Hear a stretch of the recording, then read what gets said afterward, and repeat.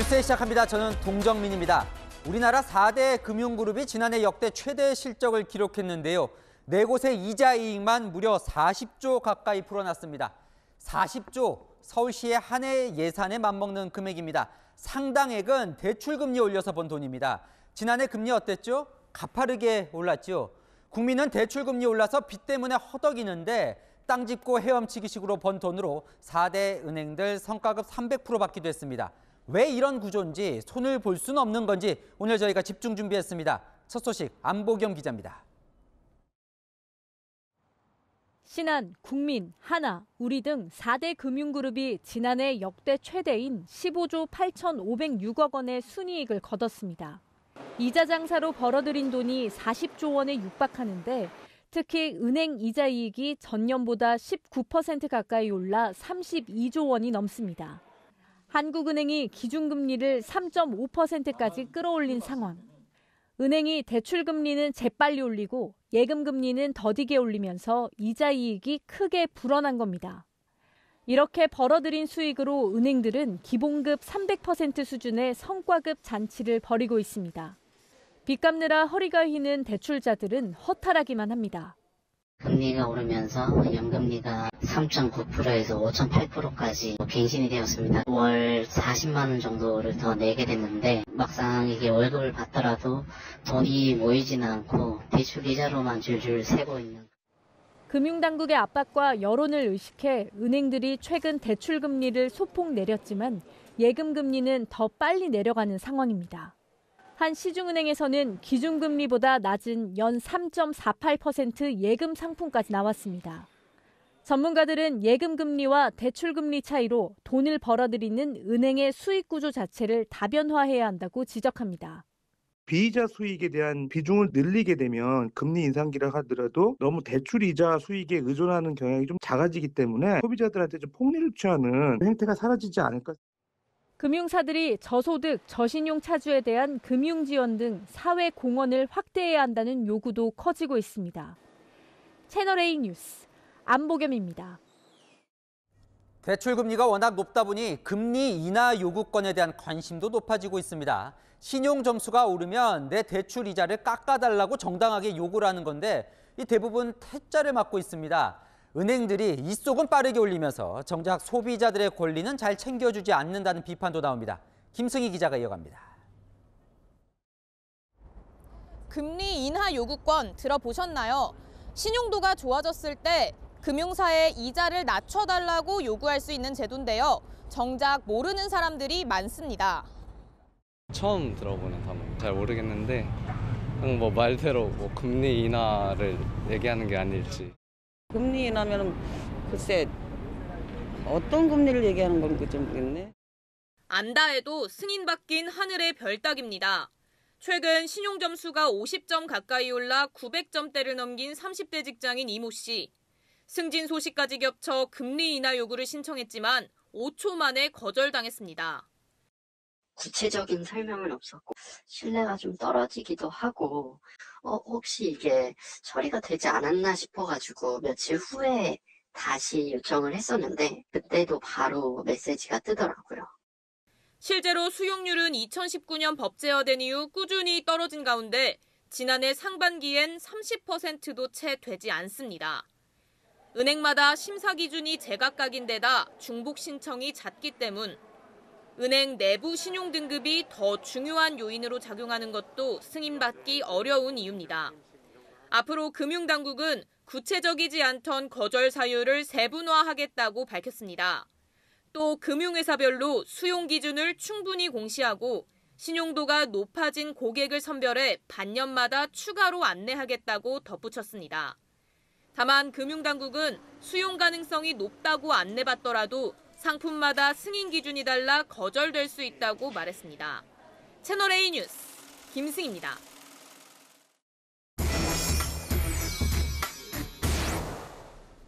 아는 기자 아자 시작합니다. 경제산업부 강유현 차장 나왔습니다. 강 차장, 40조 원이에요. 어마어마한 돈인데 이자 이익만으로 이렇게 많이 벌 수가 있는 겁니까? 우선 이자 이익은 대출로 번 이익에서 조달 비용을 뺀 수익, 쉽게 말하면 예대 마진으로 번 이익입니다. 4대 금융그룹의 지난해 이자 이익이 40조 원에 육박해 사상 최대치였는데요. 이 중 4개 은행의 이자 이익만 32조 원입니다. 코로나 시기 저금리에 대출 많이 받으셨잖아요.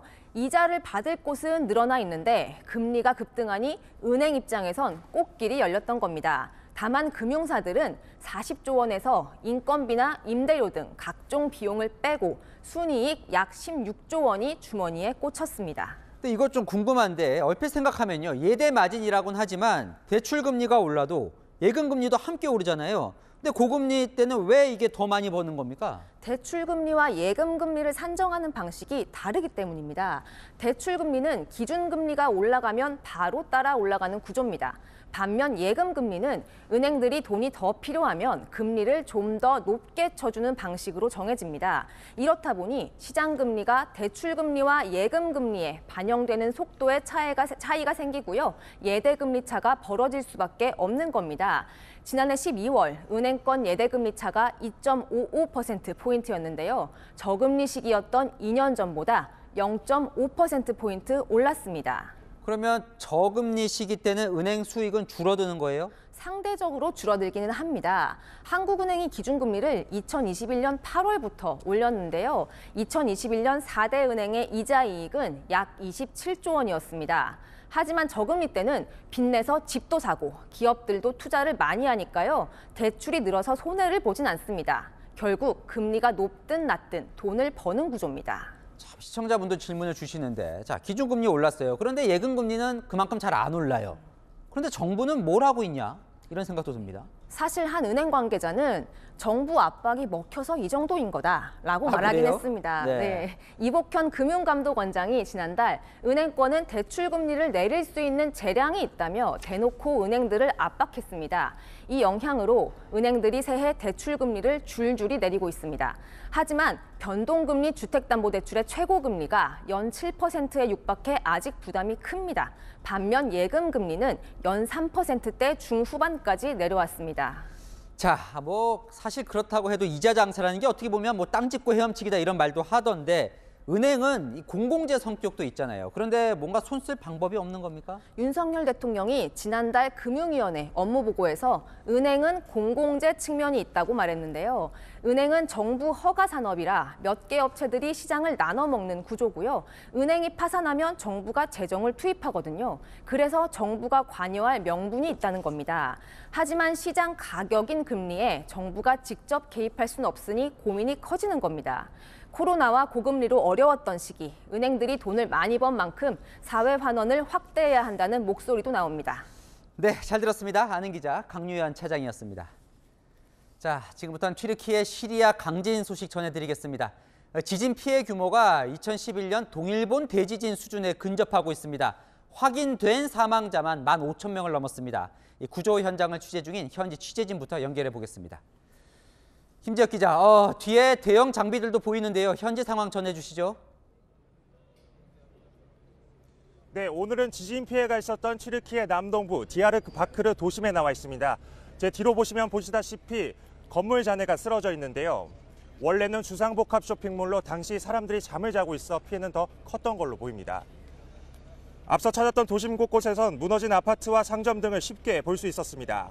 균열이 있는 건물이 많아 언제 무너질지 불안해 보였습니다. 이재민과 주민 1000여 명은 500년 넘은 모스크에서 함께 머물고 있었는데요. 물과 식료품 부족을 호소하는 목소리가 이어졌습니다. 자, 참혹한 모습이네요. 근데 지금도 이제 수색과 구조 작업이 진행 중인 것 같은데 혹시 반가운 소식들은 좀 들려오나요? 네, 지금도 제 뒤 건물 잔해에서는 구조 작업이 한창에 있습니다. 중장비가 건물 잔해의 더미를 뒤적이고 있고 구조 대원들은 손과 삽으로 흙을 파내고 있습니다. 안타깝게도 지금까지 이곳에서만 시신 5구가 발견됐는데요. 디야르바크르만에서만은 시신 총 130여 구가 수습됐습니다. 무너진 건물 잔해 옆에서 자리를 떠나지 못하고 구조 소식을 기다리는 실종자 가족들도 많았습니다. 영하를 밑도는 쌀쌀한 날씨 속에 밤낮을 가리지 않는 구조 작업에 마지막 기대를 걸고 있었습니다. 문제는 여진입니다. 구조 작업 도중 갑자기 옆 건물이 흔들리면 구조대가 급히 철수하는 일도 끊이지 않고 있습니다. 지금까지 디야르바크르에서 채널A 뉴스 김재혁입니다. 이 튀르키예에 급파된 우리나라 긴급 구호대 있죠. 현지에서 생존자 구조에 안간힘을 다하고 있습니다. 그래도 이 반가운 소식이 연이어 전해오고 있습니다. 2세 아이부터 70세 남성까지 5명이나 생존자를 구조해냈습니다. 이 절망 속에서도 희망을 전하고 있는 우리 구호대의 활약들, 이다혜 기자가 전합니다. 우리나라 긴급구호대가 현지 구조 활동을 시작한 지 1시간 만인 현지 시각 새벽 6시 반쯤. 어둠 속 건물 잔해에서 구조대원 등에 업힌 남성이 모습을 드러냅니다. 다행히 이 생존자는 의식이 있는 상태였고 건강에도 큰 문제가 없는 것으로 확인됐습니다. 기적의 생화는 이어졌습니다. 3시간 반 뒤인 오전 10시쯤 무너진 5층 건물 사이에서 40살 남성과 2살 배기 딸이 구조됐고 이어 35살 여성까지 3명이 추가로 구출된 겁니다. 2시간쯤 뒤에는 10살 여자아이 구조 소식도 전해졌습니다. 35살 여성이 손가락을 다친 것을 제외하면 모두 건강에 큰 문제는 없는 것으로 확인됐습니다. 어제 새벽 튀르키예 남동부 가지안테프 국제공항에 도착한 우리 구호대는 튀르키예 당국 요청에 따라 하타이주 안타키아에 캠프를 차리고 구호 활동을 시작했습니다. 진앙지에서 가까운 지역으로 지진의 직접 영향을 받아 사망자 규모도 큰 것으로 알려졌습니다. 우리 구조대 118명은 오는 17일까지 활동에 매진할 예정으로 우리 정부는 현지 상황에 따라 추가 파견도 고려하기로 했습니다. 채널A 뉴스 이다혜입니다. 지진 발생 나흘째 아직도 희망은 있습니다. 영하의 기온에 잔해 더미에 깔렸지만 70시간을 넘게 버텨내고 생還하는 사람들이 있는데요. 이 18개월 아기가 엄마의 모유 수유 덕분에 살아남기도 했습니다. 조금만 더 힘을 내면 좋겠습니다. 권갑구 기자입니다. 회색 콘크리트 가루를 온몸에 뒤집어 쓴 8개월 여자아이가 구조대원의 품에 안겨 잔해에서 빠져나옵니다. 체온 유지를 위해 비상용 호일 담요로 얼른 감싸주자 그제야 울음을 터뜨립니다. 건물 잔해에서 68시간을 버텨냈습니다. 사고 후 74시간을 보낸 생존자는 구조되는 순간 감사의 말을 전합니다. Kızın yanına göndeririz seni. Sahra Hastanesi'ne. Biz seni kurtarmakla kendimizi kurtardık. Tamam. Evet. Öyle düşün yani. Biz de seni seviyoruz abi. 구조대원들이 담요로 감싸고 다급하게 옮기는 건 생후 20일 된 아기입니다. 아기가 추울까 목에 스카프를 둘러줍니다. 잔해 속에서 엄마는 56시간 동안 18개월 아이에게 젖을 먹이며 버텼고 구조대 남편과 재회했습니다. 건물 잔해에서 얕은 숨을 몰아쉬며 구조를 기다리는 소녀에게 구조대원들이 노래를 불러주기도 합니다.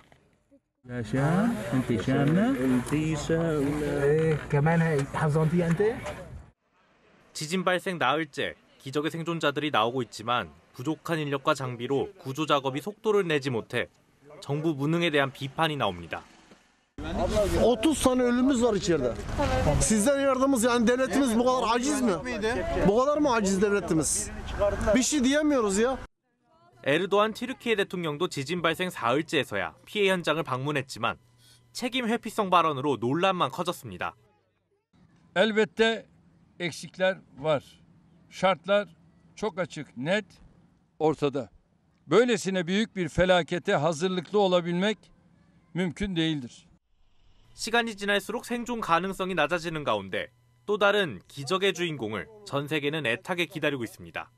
채널A 뉴스 권갑구입니다.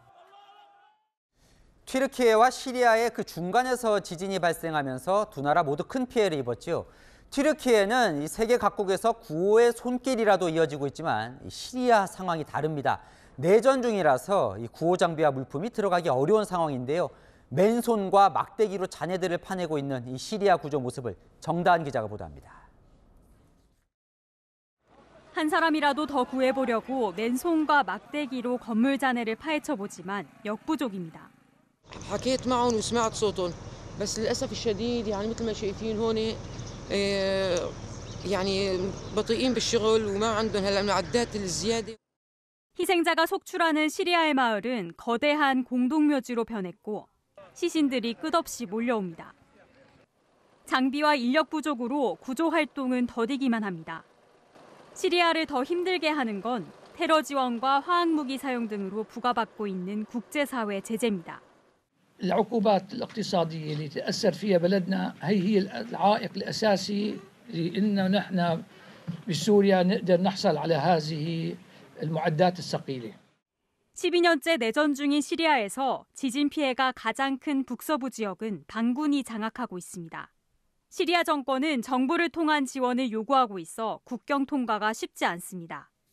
하나뿐인 통로는 지진 피해로 한때 파괴돼 도움의 손길이 절실할 때 구호 물품 수급에 어려움을 겪었습니다. 반군 통제 지역의 구조 활동은 하얀 헬멧으로 불리는 민간 구조대가 주도하고 있습니다.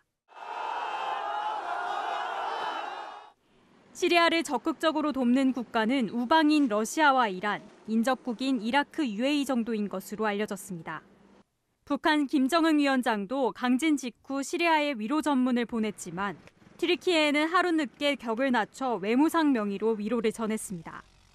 국제사회에서 고립된 시리아 정권 아래 피해는 고스란히 주민들에게 돌아가고 있습니다. 채널A 뉴스 정다은입니다. 다음 소식입니다. 헌법재판소가 이상민 행정안전부 장관 탄핵안에 이렇게 사건 번호를 부여하고 심리에 착수했습니다. 이 여권도 장관 직무정지라는 이 불가피한 공백을 최소화하기 위해 속전속결로 헌재에 심리를 요청하기로 했습니다. 국회 측 검사 역할을 맡은 김도읍 법사위원장이 그 역할을 맡습니다. 유승진 기자가 취재했습니다. 이상민 행정안전부 장관 탄핵 소추위원을 맡은 국민의힘 소속 김도읍 법제사법위원장은 변론 기일이 잡히면 헌법재판소에 집중 심리를 요청할 계획이라고 밝혔습니다. 헌재는 180일 이내에 결정하도록 규정돼 있습니다. 하지만 집중 심리를 통해 재판 간격을 줄여 그보다 결론을 앞당기겠다는 겁니다. 공백기를 최소화해야 된다. 그래서 심판 절차는 최단 헌법재판소에서 좀 신속하게 했으면 좋겠다라는 바람이 있고요. 김 위원장은 탄핵 소추 의결서를 최대한 빨리 제출하자는 국민의힘 소속 법사위원들의 의견에 따라 오늘 오전 지체 없이 헌재에 보냈습니다. 당초 여권은 공백을 우려해 실세 차관을 새로 임명하는 안도 검토했지만 빨리 이 장관 복귀를 추진하는 쪽으로 바꾼 것으로 전해졌습니다.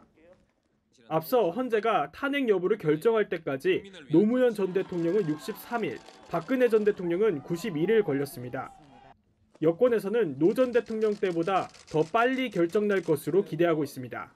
법률적이고 사실적인 쟁점이 없어서 헌법재판소가 마음만 먹으면은 60일 이내에 판결을 할 수 있는 그런 사안이라고 봅니다.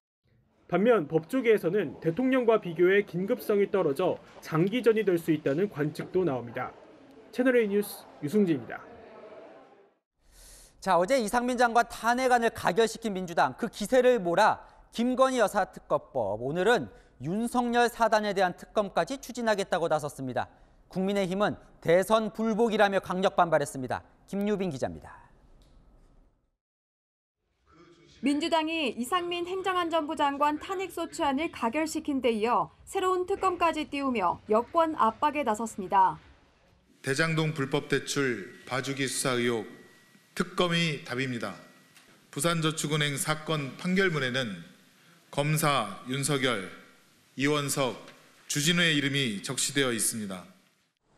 대장동 일당 불법 대출 부실 수사 의혹에 대한 특검을 다시 요구하며 여기에 윤석열 대통령은 물론 이원석 검찰총장과 주진우 대통령 법률비서관까지 대상에 넣은 겁니다.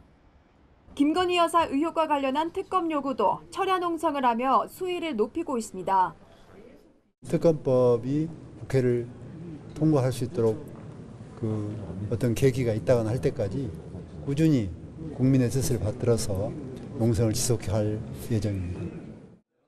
최근 민주당에 복당한 박지원 전 국정원장은 이 장관 탄핵안 가결을 두고 사실상 윤석열 대통령 탄핵이라며 윤 대통령을 직접 겨냥하기도 했습니다. 국민의힘은 대선 불복이라고 반발했습니다. 대선 불복이란 반헌법적 검은 속내를 노골적으로 드러낸 것입니다. 그러면서 대선 불복 움직임은 내년 총선에서 부메랑이 돼 돌아올 것이라고 비판했습니다. 채널A 뉴스 김유빈입니다. 이상민 장관 탄핵안은 이제 헌법재판관 9명이 심사를 하게 될 텐데요. 그중 2명이 3월과 4월에 임기가 끝납니다. 그 두 사람 모두 김명수 대법원장이 지명권을 갖고 있는데요. 우리법연구회 같은 진보 성향 판사 모임 출신이 대거 후보군에 포함되면서 여권이 평양성을 문제 삼고 나섰습니다. 이동훈 기자입니다. 헌법재판관 9명은 대통령과 국회, 대법원장이 각각 3명씩 지명합니다. 이선혜, 이석태 헌법재판관의 임기는 각각 올해 3월 28일, 4월 16일까지인데 모두 대법원장이 지명했습니다. 후임 지명권을 임기를 5개월 남겨둔 김명수 대법원장이 갖고 있는 겁니다.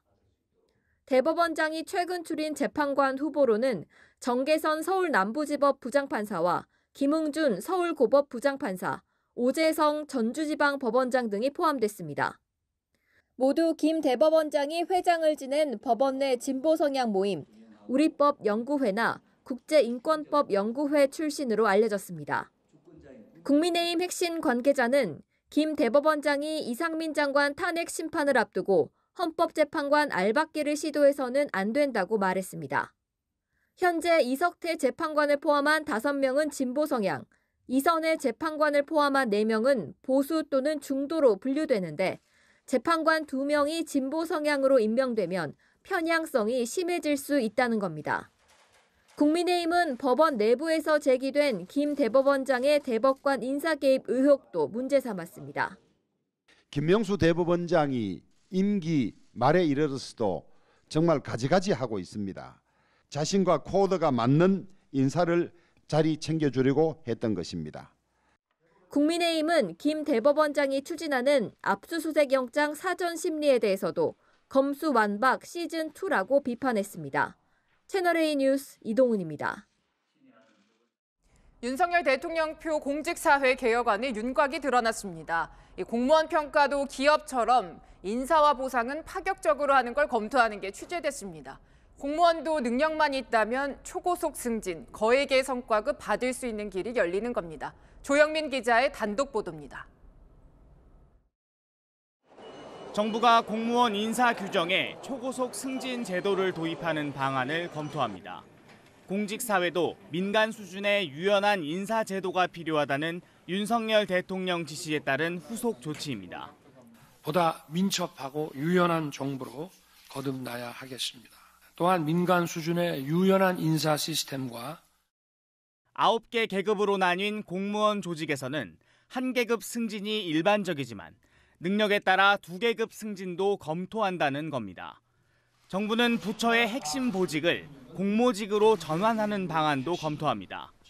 조직 안정을 중시하던 기존 관료 체계를 경쟁을 통해 능력과 성과를 강조하는 체계로 바꾼다는 겁니다. 공무원 성과급도 수술대에 오를 전망입니다. 지금까지 S등급부터 C등급까지 등급별로 고루 나눠갔던 성과급을 손질해 소수의 고성과자에게 파격적으로 몰아주는 방안이 거론됩니다. 파격적인 성과주의도 도입해서 활력이 넘치는 공직사회를 만들어야 합니다. 정부 인사 시스템 개편안은 오는 4월쯤 윤곽이 드러날 것으로 보입니다. 채널A 뉴스 조용리입니다. 어젯밤 평양에서 열린 열병식 영상이 조금 전에 공개됐습니다. 아버지 김정은의 공식 행보에 잇따라 함께 등장했던 둘째 딸 김주애는 귀빈석에 또다시 모습을 드러냈습니다. 북한은 고체 연료를 장착한 신형 ICBM으로 보이는 무기도 공개했습니다. 박수유 기자입니다. 어젯밤 열린 조선인민군 창건 75주년 기념 열병식은 북한의 역대 5번째 심야 열병식입니다. 경력만 약 3만여 명이 동원될 정도로 대규모로 열린 행사에서 가장 주목을 받은 건 2년 4개월 만에 등장한 신형 ICBM 무기입니다. 9개씩 총 18개 바퀴의 이동식 발사대에 실린 채 모습을 드러냈는데 2년 전 총 22개 바퀴에 실렸던 괴물 ICBM 화성 17형보다 덩치는 작습니다. 하지만 전문가들은 지난해 12월 북한이 시험 발사에 성공한 고체 연료 엔진 ICBM으로 추정하고 있습니다. 화성 17형보다 더 작은 규모로 미국 본토를 타격할 수 있게 된 겁니다. 화성 17형도 최소 11대를 선보이는 등 장거리 미사일의 대량 생산을 과시하려는 의도가 담겼습니다. 그만큼 완성도가 높고 실전 배치에 이르렀다는 것으로 보이고 최소 또 10개 이상의 핵탄두를 지금이라도 미국 본토를 향해 쏠 수 있다는. 최근 김정은 국무위원장과 동반 행보를 보이는 둘째 딸 주애는 처음으로 열병식에 참석했는데 아버지와 함께 사열을 받고 주석단 귀빈석에서 참관하는 등 파격 대우를 받았습니다. 자신의 후계자가 되는 인물이 무엇보다도 군사 지도자가 되기를 바라는 그런 이제 최고 지도자의 희망이 반영이 되었다라고 볼 수가 있겠고요. 이번 열병식에서 김 위원장의 직접적인 대남 대미 메시지는 없었지만 일각에선 올 상반기 북한이 고체 연료를 탑재한 ICBM 시험 발사로 추가 도발에 나설 수 있다는 분석도 나옵니다.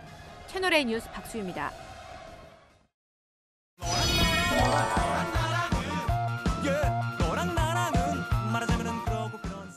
열악야랑 정치부 김민지 기자와 함께하겠습니다. 첫 번째 주제 보겠습니다. 600만 원 대 50억 원 가려진 사람 누굴까요? 네, 조국 전 장관과 곽상도 전 의원입니다. 어제 곽상도 전 의원의 아들이 받은 퇴직금 50억 원이 뇌물이 아니라는 판결이 나왔잖아요. 민주당은 지난주 조국 전 장관의 딸 조민 씨가 받은 장학금 600만 원은 유죄라고 한 판결과 비교하면서 강하게 반발했습니다. 조국 전 장관의 딸 장학금 600만 원은 뇌물이 되고 곽상도 아들 퇴직금 50억 원은 솜방망이로도 때리지 않는 이 기막힌 판결에 대해서 유죄 판결 받은 아버지 조국, 무죄 판결 받은 곽상도, 대한민국 국민은 집 나간 법치주의를 애타게 찾고 있습니다. 자, 이 사실 두 사건 비슷해 보이거든요. 왜 유무죄가 갈린 겁니까? 쉽게 말하면 자녀의 경제적 독립 여부입니다. 곽 전 의원의 아들은 독립적인 생계를 유지하기 때문에 이 아들이 받은 돈으로 곽 전 의원이 경제적 혜택을 받는 건 아니지만 조 전 장관의 경우에는 부모가 딸의 생활비와 등록금을 부담하고 있어서 해당 장학금은 조 전 장관이 받은 것과 같다는 게 법원의 판단입니다. 주머니 돈이 쌈지 돈이죠. 말이 됩니까? 화천대유에서 곽상도 의원 아들이 아니었으면 50억 주겠어요? 네, 저런 여론도 많던데 이건 뭡니까? 30대 그룹 전문 경영인의 퇴직금 상위 20위 목록이라고 나와 있죠. 4위를 보시면 대리 직급의 곽 전 의원 아들이 있습니다. 그러니까 대기업 부회장, 사장 같은 고위직과 맞먹는 고액이라는 패러디물인데 온라인상에 공유되고 있는 겁니다. 국민의힘에서도요, 법원의 판결은 여론과 다르다 이런 평가도 나왔습니다. 네, 다음 주제 보겠습니다. 김남국 의원 어제 대정부 질문에서 저 얘기했죠. 호주. 네. 맞습니다. 한동훈 장관과의 설전에서 나온 얘기입니다. 검사에 대한 깊이를 허용하는 나라가 있습니까? 오스트레일리아 있고요. 오스트레일리아, 호주 말씀하시는 거예요? 예, 있고요. 예. 자, 그다음에 호주가 있는 거기 때문에 하겠다는 취지인데 위원님이 말씀하신 것처럼 호주에 저 있는지 모르겠습니다만 그게 전 세계적으로 통용되지 않는 겁니다. 알고 보니 김 의원 오스트리아를 언급하려다가 잘못해서 오스트레일리아로 말한 것이었습니다. 그런데 저 검사에 대한 깊이가 뭐예요? 지금 보시는 게 김 의원 본인이 발의한 법안인데요. 해당 사건과 관계가 있는 검사는 직무에서 배제해야 된다는 내용입니다. 해당 법안의 검토 보고서에는 오스트리아가 이 비슷한 규정을 둔 사례로 언급돼 있습니다. 네. 참 김남국 의원 예전에도 이렇게 헷갈려서 잘못 말하는 경우가 있었죠. 네, 한동훈 장관 청문회에서 이모 교수를 이모로 착각하는 일이 있었는데요. 논문을 공저자료에서 학술지 발표했습니다. 이모하고 같이. 누구와 같이 썼다고요? 이모하고요. 이모. 제 딸이요? 이모 누구의 이모 말씀이신가요? 논문을 같이 썼다는 얘기 제가 처음 들어봅니다. 그런데요, 법무부가 오늘 쐐기를 한 번 더 박았습니다. 법무부가 찾아보니까 호주뿐 아니라 오스트리아도 검사 기피 규정이 없다는 주장입니다. 김남국 의원은 나라 이름을 혼동한 걸 지적하는 건 본질을 보지 못한 것이라고 반박했습니다. 네, 주제 하나 더 보겠습니다. 자, 서바이벌이 무슨 뜻일까요? 대통령실과 친윤계 인사들이 김기현 의원에게 힘을 실어주면서 다른 사람들은 마치 생존 경쟁을 하는 듯한 상황인데요. 저 중에서 아까 이준석 전 대표 얼굴도 보이던데요. 네, 친윤계는 이 전 대표를 공격하고 나섰습니다. 지난 대선 때 위기였을 때가 한 번이 있습니다. 이준석 대표의 가치월이었거든요. 대통령께서 하루에 8개에서 10개씩 하시는데 모든 것들이 가치월 사건으로 이제 뒤덮이니까. 자, 한동안 잠잠하던 이준석 전 대표가 요새 활발히 목소리를 내고 있죠. 맞습니다. 그러다 보니까 공격을 받은 거라는 분석인데요. 어제는 김기현으로 정해놓고 그보다 센 사람은 다 죽인다면서 다소 과격한 표현으로 대통령실을 비판했거든요. 대통령실은 앞서 지지율 상승세를 탔던 안철수 의원을 타깃으로 삼았었죠. 이진복 대통령 정무수석이 안윤연대는 정말 잘못된 표현이라면서 경고를 보냈었고요. 또 지난달에는 나경원 전 의원 해임이 대통령의 결정임을 강조하면서 전당대회 불출마를 이끌어낸 바 있습니다. 그러니까 타깃이 계속 차례로 바뀐다 이런 얘기인 것 같네요. 그런데 나경원 전 의원 오늘은 김기현 의원과 함께 나타났던데요. 맞습니다. 이틀 만에 또 만난 겁니다.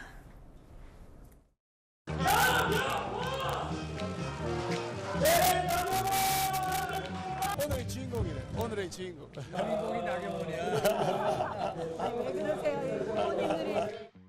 나경원 전 대표는 이 자리에 계십니다. 2주 전에 우리 대표님께 어떤 행동을 보였습니까? 우리 나경원 대표님 정말로 존경스럽습니다.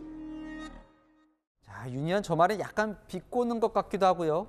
네, 이틀 전 나 전 의원의 굳은 표정에는 여러 해석이 따라 나왔었죠.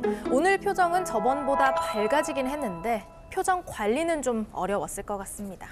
네, 지금까지 여랑야랑이었습니다. 배우 유아인 씨가 프로포폴을 상습 투약한 혐의로 경찰 조사를 받고 있습니다. 강남과 서초 성형외과 10곳을 돌면서 투약한 정황이 포착됐습니다. 해외여행 중이던 유 씨가 인천공항에 도착하자마자 곧바로 신체 압수수색이 이뤄졌습니다. 남영주 기자입니다. 조태호 씨 재밌게 사시네. 근데 죄는 짓고 살지 맙시다. 어이가 없네. 천만 배우 유아인 씨가 지난 5일 마약류 관리법 위반 혐의로 경찰 조사를 받고 출국 금지됐습니다. 지난 2021년부터 강남 서초 일대 성형외과 10곳을 돌며 자신의 본명인 엄홍식으로 프로포폴을 상습 투약해온 정황이 포착됐기 때문입니다. 서울경찰청 마약범죄수사대는 유 씨가 해외여행 후 입국하자마자 인천공항에서 바로 영장을 집행했습니다. 죄송합니다. 저희가 따로 답변을 드릴 수가 없어서요. 이번 조사는 향정신성 의약품 유통을 감시하는 식품의약품안전처가 지난해 11월 경찰에 수사 의뢰하면서 이뤄졌습니다. 프로포폴은 제조사별로 각 용법에 따라 연령대별 투약 용량 등이 세부적으로 기재되는데 이 기준을 넘겨 처방받으면 점검 대상이 됩니다. 이후 과다 처방이 확인되면 담당 의사는 처방 사유를 소명해야 하고 이것이 타당하지 않으면 경찰에 수사를 의뢰하는 겁니다. 전국에서 프로포폴을 극단적으로 처방받은 고위험 환자들인데 처방한 의사를 포함해 수사 의뢰된 인원만 51명에 달합니다. 연예계 등 사회 전반으로 프로포폴 수사가 확대될 가능성을 배제할 수 없습니다. 앞서 배우 하정우 씨는 친동생과 매니저 명의로 프로포폴을 처방받아 불법 투약한 혐의로 벌금 3천만 원을, 가수 휘성도 상습 투약 혐의로 징역형 집행유예를 선고받은 바 있습니다. 영화계와 광고계도 발칵 뒤집혔습니다. 유아인이 바둑기사 이창호 역할을 맡은 넷플릭스 영화 승부를 비롯해 차기작 3편 공개 여부가 불투명해졌습니다. 한알령 속에서도 유아인을 꿋꿋이 모델로 써왔던 중국 패션 브랜드도 홍보물과 사진을 삭제했습니다. 채널A 뉴스 남영주입니다. 네, 친부와 계모의 학대로 온몸에 멍이 든 채 숨진 초등학생 소식입니다. 숨진 아이의 빈소에서 만난 친엄마는 아들이 너무 말라 뼈가 살을 뚫고 나올 정도였다고 말했습니다. 가해자들은 엄하게 처벌받길 원했습니다. 김태영 기자입니다. 활짝 웃고 있는 아이의 영정사진. 그토록 좋아했던 과자와 음료수도 놓였습니다. 친부와 계모의 학대로 숨진 초등학생 A군의 빈소입니다. 빈소를 지키던 A군 친엄마는 아이를 지켜내지 못했다는 죄책감에 그만 무너집니다. 경찰청에서 전화 와가지고 지금 아이가 그런 데가 생겼다. 사망했다. 해서 친부는 지난 2018년 이혼한 뒤 계모와 재혼했고 둘 사이에서 낳은 자매와 A군을 함께 키웠습니다. 친엄마는 아이를 보겠다고 할 때마다 그토록 자신을 막았다고 했습니다. 친권과 양육권을 되찾기 위해 소송까지 준비했는데 이젠 너무 늦었다며 자책합니다. 아이는 너무 잘 지냈는데 당신이 나타나면 우리가 해줄 수가 없다. 잘 살게 내비둬. 싸늘한 시신으로 돌아온 아이 상태는 차마 볼 수 없을 정도로 처참했습니다. 얼굴에 여기 이렇게 가면 모든 위에도 찢어져 있고 입술도 목이 찢어져 있고 이렇게 쌓여 있는데도 이게 진짜 너무 말랐어요. 이렇게 일반이 떠가지고 진짜 털이 털고 나오고.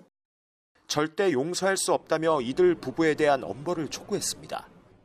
되돌릴 수 있는 되돌리고 싶고 제가 다시 대신 나가야 되는데 사과만 잘 받게 해서 다시 일하면 좀안 생기고 잘 됐으면 좋겠어요.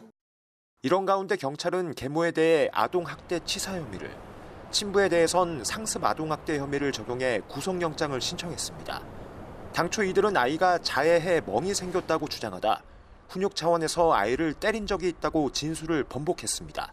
채널A 뉴스 김정희입니다. 출소한 지 1년 만에 편의점 점주를 흉기로 살해하고 도주한 이 남성, 공개 수배 중입니다. 차고 있던 전자발찌도 훼손하고 달아났습니다. 키 170cm, 몸무게 75kg 정도의 체격입니다. 혹시라도 보신 분들은 경찰에 꼭 제보해 주시길 바랍니다. 조현진 기자입니다. 편의점 출입문에 노란색 폴리스 라인이 설치됐습니다. 안에는 물건들이 어지럽게 널려 있습니다. 어젯밤 10시 52분쯤 32살 권모 씨가 손님인 척 이 가게에 들어와 점주를 계산대 밖으로 유인한 뒤 흉기를 휘둘렀습니다. 권 씨는 이후 편의점에서 현금을 챙겨 달아났습니다. 1시간쯤 뒤 편의점에 들어온 손님이 점주를 발견하고 119에 신고했지만 점주는 끝내 숨졌습니다. 아유, 성실하고 무지하게 착하죠. 법 없이도 살지. 나는 막 엄청나게 놀랐죠. 경찰 조사 결과 달아난 권 씨는 10대 때부터 여러 차례 강도와 절도 행각을 벌였습니다. 2011년 광주지법에서 특수강도죄로 징역 3년 6개월을 선고받은 뒤 2014년 5월 가석방됐는데 불과 2달 뒤 범행을 또 저질렀습니다. 잡화점 주인에게 흉기를 휘두르고 80만 원을 훔쳐 징역 7년형과 함께 출소 후 10년간 전자발찌 부착 명령을 받았습니다. 재작년 12월 출소한 이후 1년 만에 살인까지 저지른 겁니다. 남성은 범행을 저지르고 약 1시간 뒤 이곳에서 전자발찌를 끊고 달아났습니다. 전자발찌를 끊고 인근에서 택시를 탄 권 씨는 인천시를 빠져나간 것으로 파악됐습니다.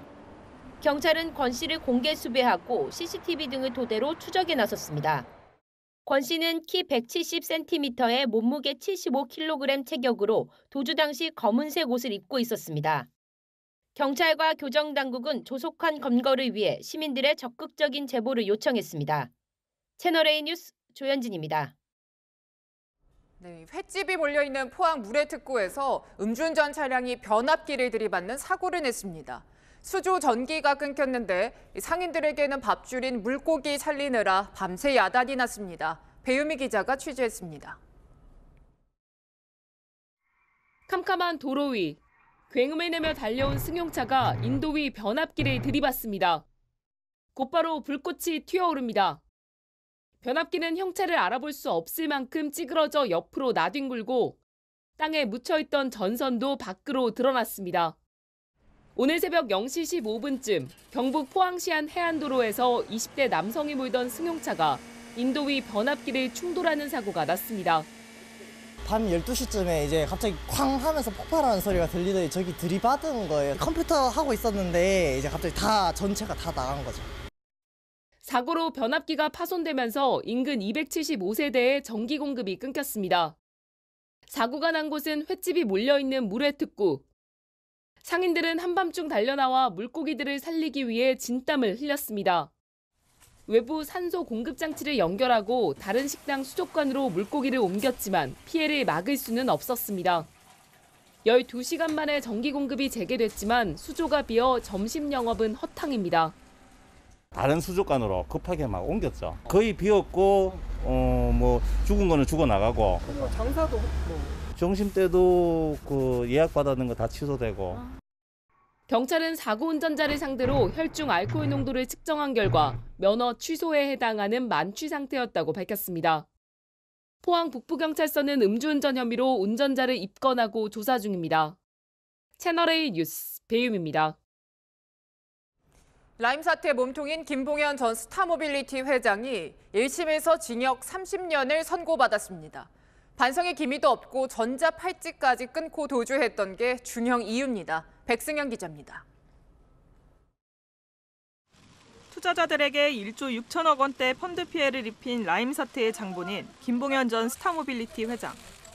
1심 재판부는 김 전 회장에게 징역 30년의 중형을 선고하고 769억여 원의 추징 명령을 내렸습니다. 2020년 5월 기소된 지 2년 9개월 만입니다. 사건 횡령은 인정하십니까? 김 전 회장에게 적용된 혐의는 무려 20여 개. 판사가 김 전 회장의 혐의를 나열하는 데만 50분이 걸렸습니다. 정치자금법 위반 등 5개 혐의는 무죄였지만 중형을 피할 수 없었습니다. 스타모빌리티와 수원여객 등 다수의 회사로부터 빼돌린 금액이 1,258억 원에 달하는 등 죄질이 나쁘다고 본 겁니다. 김 전 회장은 지난달 최후 변론에서 얼굴이 알려져 어딜 가려야 갈 수가 없다.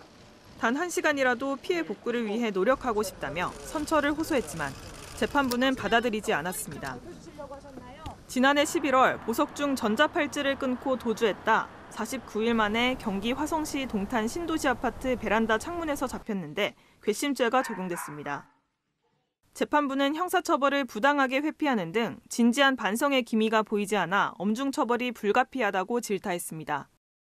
그러면서 양형 기준 권고범위 최대치인 22년을 넘어 30년의 중형을 선고한다고 밝혔습니다. 채널A 뉴스 백승현입니다. 서울 명동거리 풍경이 달라졌습니다. 코로나 이전까지는 중국인 관광객들로 북적였는데요. 요즘은 동남아 관광객이 그 자리를 채우고 있습니다. 그래서 이 동남아인을 겨냥한 마케팅 전쟁도 한창인데요. 정현우 기자의 경제 카메라 시작합니다.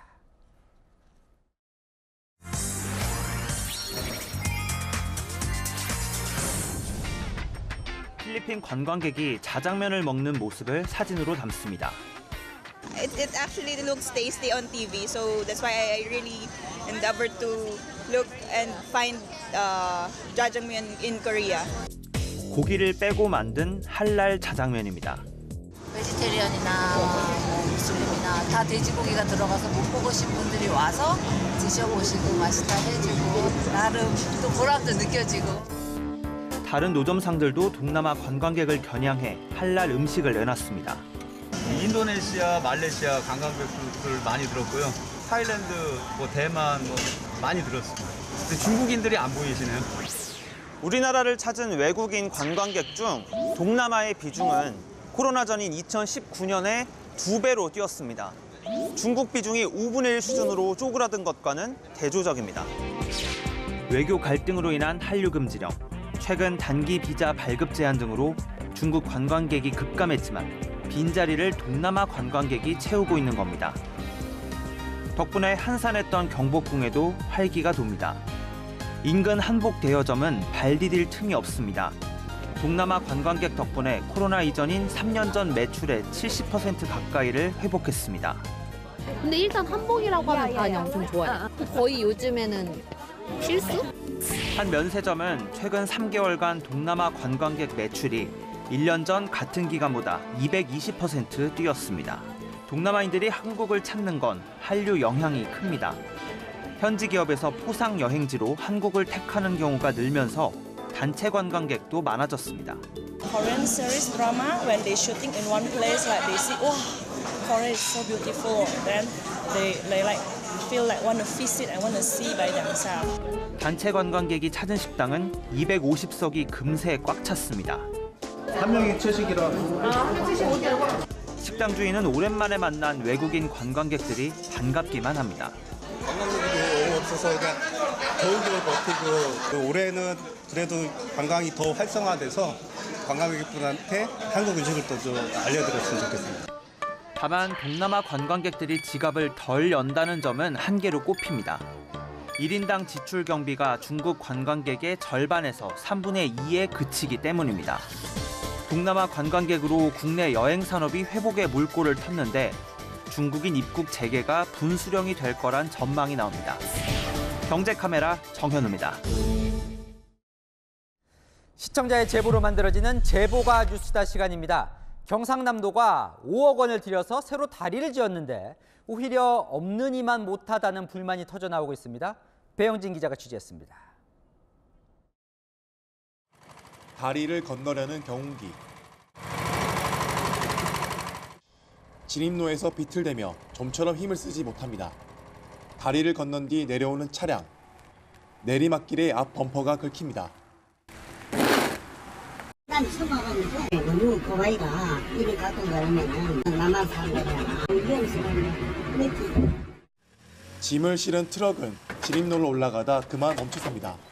갑자기 차 왜 멈추신 겁니까? 아니 짐을 좀 실었다고요. 오래가기 너무 심해가지고 지금 못 올라가거든요. 석 달 전 임시 개통된 길이 15m의 백매교입니다. 경상남도가 하천 정비 공사를 하면서 기존에 있던 다리를 철거하고 새로 지은 겁니다. 공사에 든 비용은 370억 원, 다리 건설에는 5억 원이 들었습니다. 문제는 다리와 연결된 진입로가 너무 가파르다는 겁니다.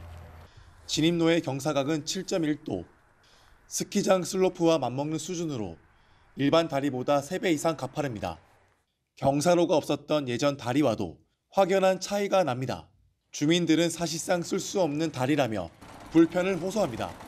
고발이 너무 쉬고 요 올라오면 저 짜서 오는 차가 안 보여. 여기서 부딪히기 마련이라 짐 싣고도 못 올라오겠고. 이 다리를 이용하지 않고 돌아갈 때 시간이 얼마나 걸리는지 확인해 보겠습니다.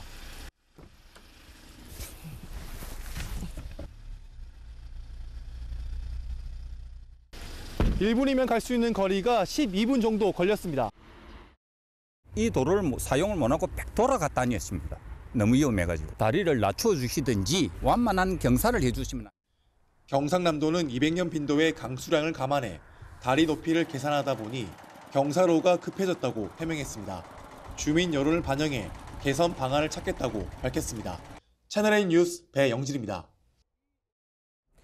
일본인이 한국문학 번역상을 탔는데 알고 보니 인공지능 번역기를 사용했습니다. 창작이냐 짜깁기냐 논란인데 상을 준 기관은 수상을 철회할 계획은 없다고 밝혔습니다. 권솔 기자입니다. 스마트폰으로 웹툰을 촬영하자 한국어가 일본어로 번역됩니다. 네이버의 인공지능 번역 시스템 파파고의 솜씨입니다. 일본인 마스세 유키코 씨는 이 번역기를 활용해 웹툰 미래의 골동품 가게를 일본어로 번역하고 지난해 한국문학 번역상 신인상을 받았습니다. 마스세 씨는 한국어를 1년 정도 배운 걸로 알려졌습니다. 상을 준 한국문학번역원 측은 AI를 활용했는지 전혀 몰랐다는 입장입니다. 다만 AI 번역의 가능성과 수용 범위 등에 대한 논의가 필요한 만큼 이번 수상 결정은 철회하지 않겠다고 밝혔습니다. 시상 규정엔 AI를 쓰면 안 된다는 내용은 없습니다. 기술 발전의 흐름은 거스를 수 없는 상황이라고 한다면 긍정과 부정에 대한 것들을 모두 좀 볼 필요가 있겠다. 제도적으로 아니면은 기술적으로 이런 것들을 대응해야 될지에 대한 굉장히 중요한 또 그 화두를 던져준다. AI 능력이 향상되면서 이젠 시나 그림, 음악까지 만들어내는 시대가 됐습니다. 창작이냐 짜깁기냐는 논란이 이어지고 있는 겁니다. 지난해 미국의 한 미술대회 디지털 아트 부문에서 1위를 차지한 작품입니다. 이 작품이 인공지능으로 제작된 걸로 알려지면서 당시 큰 논란이 됐습니다. 한국문학번역원 측은 앞으로는 신인상의 경우 AI 등 외부 힘을 빌리지 않고 스스로 번역한 걸로 명확히 규정하겠다는 입장입니다. 하지만 현대기술론 검증 방법이 마땅치 않은 만큼 다른 경연대회에서도 공정성 논란은 계속될 걸로 보입니다. 채널A 뉴스 권솔입니다. 공정거래위원회가 독일 경유차 제조사 4곳에 400억이 넘는 과징금을 부과했습니다.